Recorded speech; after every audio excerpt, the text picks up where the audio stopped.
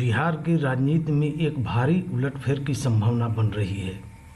फिलहाल 5 राज्यों की चुनावी चर्चा से माहौल गर्म है, मगर इन चुनावों के बाद एक दूसरी दिशा में भी हलचल शुरू होगी। कयास है मुख्यमंत्री नीतीश कुमार की कुर्सी बदल जाए तो कोई आश्चर्य नहीं, मगर इससे राजद या किसी अन्य विपक्षी दलों को बहुत ज़्यादा खुश होने की जरूरत नहीं है।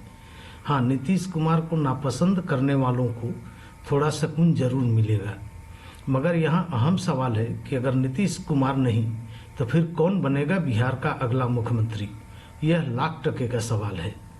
मित्रों, हम सब जानते हैं कि बिहार की वर्तमान एनडीए सरकार का कार्यकाल नवंबर 2025 तक है। अगर गठबंधन बना रहा तो यह सरकार अपना कार्यकाल पूरा करेगी। फिर भी यह सवाल तो है ही कि अगर मुख्यमंत्री की कुर्सी नीतीश कुमार खाली करते हैं तो उस पर कौन काबिज होगा। क्या बीजेपी अपना मुख्यमंत्री बनाएगी? बीजेपी की ओर से कौन चेहरे मुख्यमंत्री पद की होड़ में हैं? ये सारे सवाल है और इन्हें लेकर राजनीतिक गलियारे और अंदर खाने में चर्चा शुरू हो चुकी है। गौर करें कि एम वेंकैया नायडू उपराष्ट्रपति पद से इस वर्ष 10 अगस्त को सेवानिवृत्त होंगे।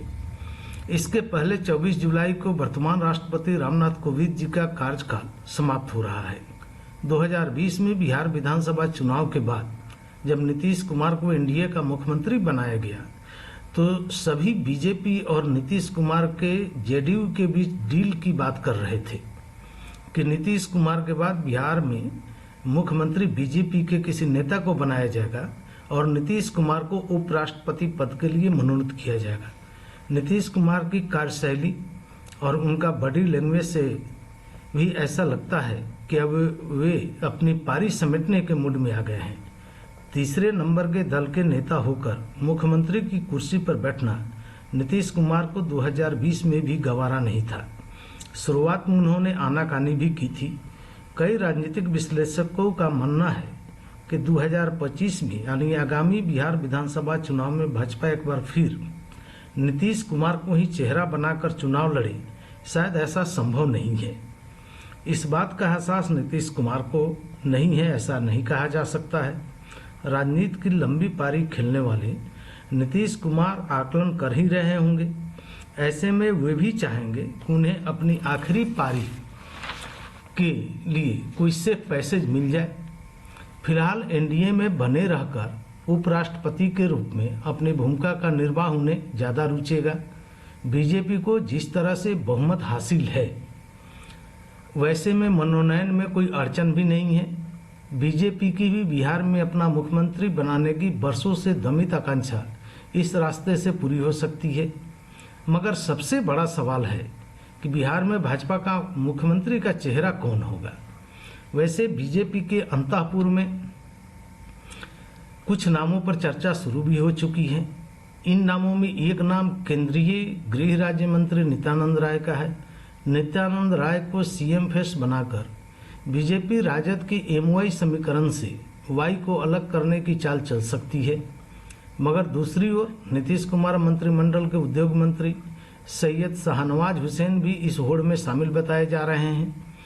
उनके लोगों का तर्क है कि बीजेपी एक मुस्लिम चेहरे को सीएम बनाकर बिहार ही नहीं देश के मुसलमानों को ये मैसेज दे सकती है कि सबका साथ, सबका विकास और सबका विश्वास केवल उसका नारा नहीं है।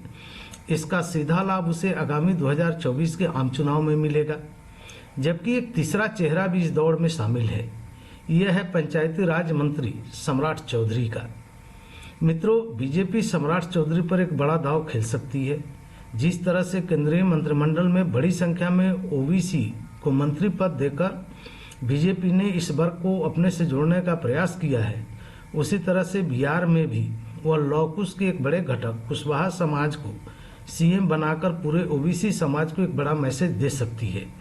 दरअसल यह देखना रोचक होगा कि बिहार का अगला सीएम कौन होता है।